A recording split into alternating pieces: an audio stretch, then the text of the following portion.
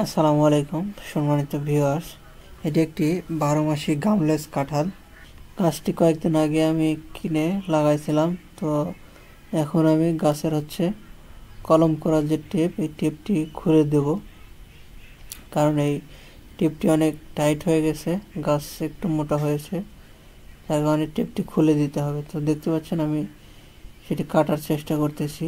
এটি কাটার সময় অবশ্যই সতর্ক থাকতে হবে যেন গাছের গায়ে কোনো রকম আঁচড় না লাগে, গাছের গায়ে কোনো রকম ক্ষত যেন না হয় সেদিকে খেয়াল রাখতে হবে।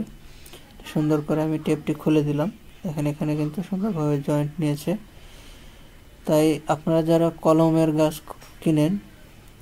কিনে লাগানোর পর অবশ্যই এরকম টেপ খুলে দিতে হবে, কলম করার টেপগুলো খুলে দিতে হবে, নাহলে কিন্তু গাছ কিছুদিন পর মারা যাবে। ভিডিওটি কেমন লাগলো অবশ্যই কমেন্ট করে জানাবেন।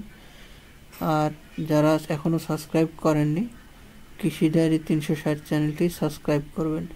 ভালো থাকবেন, সুস্থ থাকবেন। আসসালামু আলাইকুম।